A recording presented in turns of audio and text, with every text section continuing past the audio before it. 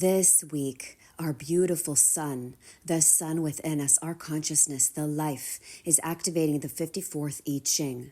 The transformational path of this frequency moves us from the shadow of greed to the highest vibration of ascension, and it's through the path of aspiration. Here in this path of transformation, there are powerful pieces of wisdom, advice for seekers of the great truth. This 54th I Ching is part of the codon ring of seeking, which represents one of the 6 classical pathways to transcendence, to the God within. There is much confusion because of these varied approaches. As we ascend the ladder of consciousness, we begin a spiritual path of one form or another.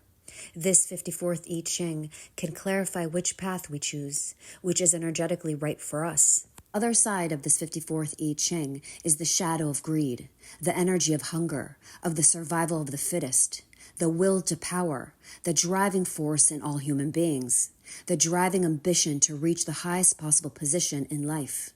The Chinese name this hexagram, this frequency, the marrying maiden, the concubine that rises up in the hierarchy through sleeping her way to the top until she finally gets to become the empress. We can see this greed still at work in the world, in the developing world and in the so-called developed world. Free trade in the modern capitalist approach, it carries the full expression of this same energy. You know, the more money you have, the higher you can rise in the hierarchy. But the real question is, at what cost? Our whole approach is based on rising up.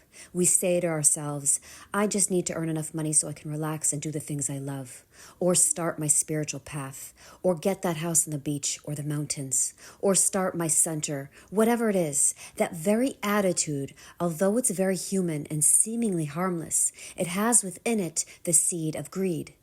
Greed is when you put yourself first. You put your well-being before others. Now you may say, that's logical. If I'm not healthy, how can I help others? I'm not saying it's not okay. It's completely okay. It's where the journey begins.